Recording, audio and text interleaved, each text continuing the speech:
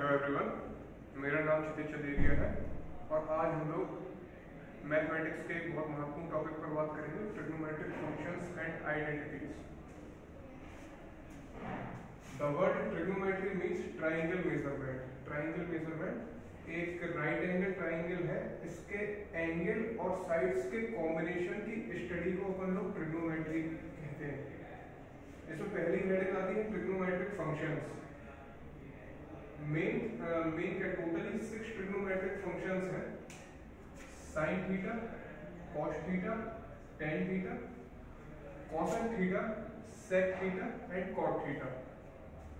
Sign theta का मतलब होता है परपेंडिकुलर अपॉन हाइपोटेनियस। परपेंडिकुलर है यहाँ पर BC और हाइपोटेनियस है यहाँ पर AB। तो साइन थीटा को इस right angle triangle ABC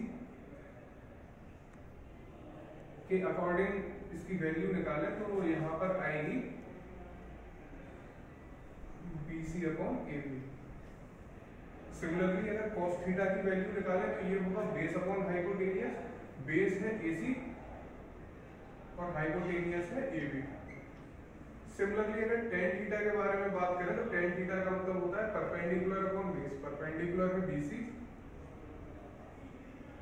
and base is AC। Similarly, cosec theta, hypotenuse upon perpendicular, hypotenuse is AB and perpendicular is BC. Similarly, sec theta, hypotenuse upon base, hypotenuse is AB and base is AC. Similarly, cot theta, base upon hypotenuse, तो base है यहाँ पर AC, sorry, base upon perpendicular, perpendicular है BC। तो ऐसे अपन किसी भी right angle triangle के इन ट्रिग्नोमेट्रिक फंक्शंस की वैल्यूज फाइंड कर सकते हैं। यहाँ पर कुछ कॉमन वैल्यूज दी गई हैं जो किसी भी क्वेश्चन में पुट करके उसकी वैल्यू इजीली निकाली जा सकती है। तो यहाँ पर है थीटा की वैल्यू 0, 30 डिग्री, 45 डिग्री, 60 एंड 90 और ये है trigonometric functions.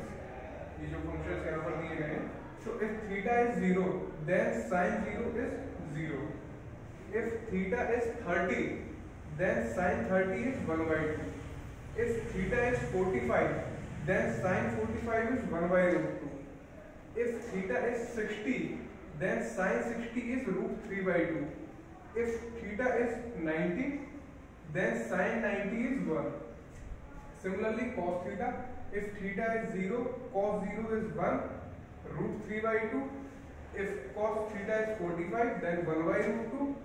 1 by 2 and 0. Similarly for tan theta 0, 1 by root 3, 1, root 3 and infinity.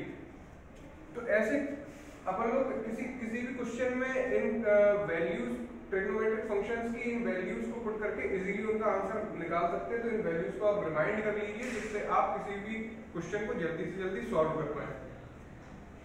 अब नेक्स्ट अपन मूव करते हैं ट्रिग्नोमेट्रिक आइडेंटिटीज की तरफ। तो आइडेंटिटी क्या होती है?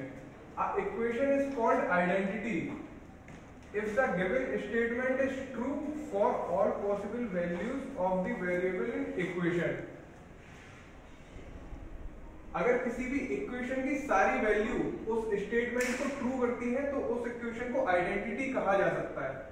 सबसे पहले अपने पास आती है पाइथागोरस आइडेंटिटी। पाइथागोरस आइडेंटिटी में भी 3 आइडेंटिटीज है। sin square theta plus cos square theta equals to 1 plus tan square theta is equals to sec square theta and 1 plus cot square theta is equals to cosec square theta। ये एक equation है। इस equation को identity तब कहा जा सकता है जब ये दोनों वेरिएबल इनमें सारी वैल्यू जो भी पुट करी जाए वो 1 के इक्वल आए और इस इक्वेशन को वेरीफाई करें तो इसे आइडेंटिटी कहा जा सकता है। तो पाइथागोरस की ये 3 identities. Then reciprocal identity cosec theta is equals to 1 upon sin theta। ये रेसिप्रोकल आइडेंटिटीज इसलिए नहीं जाती हैं क्योंकि ये एक दूसरे का रेसिप्रोकल होती हैं। cosec theta is equals to 1 upon sin theta, sec theta is equals to 1 upon cos theta and cot theta is equals to 1 upon tan theta. Similarly sin theta is equals to 1 upon cosec theta. इनको respectively एक दूसरे का inverse कहा जा सकता है। Then next आती है quotient identity. tan theta is equals to sin theta upon cos theta. And cos theta equals to cos theta upon sin theta. किसी भी क्वेश्चन में अगर sin थीटा और cos थीटा गिवन हो तो इस आइडेंटिटी में इनकी वैल्यू पुट करके tan थीटा को इजीली फाइंड किया जा सकता है। तो ये इन आइडेंटिटीज का सिंपली यूज हो गया और ये किसी भी क्वेश्चन को काफी इफिशिएंटली सॉल्व करने में हेल्पफुल रहेंगे। Then we discuss the main part of the video, application of trigonometry. हम लोगों ने अपने आसपास काफी बार सुन रखा है कि ट्रिग्नोमेट्री हमने जो पढ़ी है उसका कोई यूज नहीं है। तो आज मैं आपको कुछ ऐसे यूज बताना चाहूंगा जिन्हें सुनकर आप भी शॉक हो जाएंगे कि ट्रिग्नोमेट्री इतनी फंक्शनल है, बैकग्राउंड में इसकी इतनी जरूरत है कि बिना ट्रिग्नोमेट्री के काफी चीजें फीकी रह जाएंगी। अगर आपको डिस्टेंस बिटवीन स्टार कैलकुलेट करनी हो तो इसे फिजिकली कैलकुलेट करना कितना कठिन है आप एज्यूम करके देखिए। आप दो स्टार के बीच में डिस्टेंस फाइंड नहीं कर पाएंगे, पर ट्रिग्नोमेट्री की हेल्प से बहुत ही इजीली हो जाता है। तो कितनी गजब की प्रॉपर्टी है कि ट्रिग्नोमेट्री इतनी कठिन चीज को इतना आसान कर देती है। जीपीएस आप रोजाना में कितना यूज करते हैं और आपके लिए कितना मददगार साबित होता है जीपीएस, आपको कितने ट्रैफिक की हशल से बचा देता है और मैनेजमेंट में कितना यूज होता है ट्रैफिक मैनेजमेंट में। नेविगेशन, जो वर्ल्ड की सप्लाई चेन है, वो शिप के नेविगेशन हो गया या अदर किसी चीज का नेविगेशन हो गया, उन पर टिकी हुई है। तो शिप नेविगेट कैसे करते हैं, कोई एयरक्राफ्ट नेविगेट कैसे करते हैं, तो वो पूरा ट्रिग्नोमेट्रिक कैलकुलेशन है। जो सैटेलाइट होती है वो आपके लोकेशन को ट्रिग्नोमेट्री के द्वारा फाइंड करती है। तो कितनी बढ़िया चीज है ये। हेल्थ केयर में आप चले जाए, जो डॉक्टर्स आपकी हार्ट बीट को कैलकुलेट करते हैं स्टेथोस्कोप से या ईसीजी मशीन जो एनालाइज करती है आपकी हार्ट बीट्स और फंक्शन को, वो पूरा ट्रिग्नोमेट्रिक की प्रॉपर्टीज पर वर्क करती है। मॉडर्न टाइप्स की आप बात करें या हाइट ऑफ अ माउंटेन की आप बात करें, उसे फिजिकली कैलकुलेट करना कितना कठिन है, पर ट्रिग्नोमेट्री की हेल्प से बहुत इजीली हो जाता है। साउंड वेव्स जो चलती हैं वो इसी की प्रॉपर्टीज, इसी की ट्रिग्नोमेट्री के प्रिंसिपल्स पर वर्क करती हैं। इसी की हेल्प से अपन मोशन ऑफ प्लैनेट्स को फाइंड कर सकते हैं कि इनका मोशन कैसा है, ये कैसा बिहेव कर रहे हैं। तो इस मोशन को भी ट्रिग्नोमेट्री की हेल्प से कैलकुलेट किया जाता है। और कई फील्ड्स हो गई जैसे इंजीनियरिंग, आर्किटेक्चर, फिजिक्स या इकोनॉमिक्स।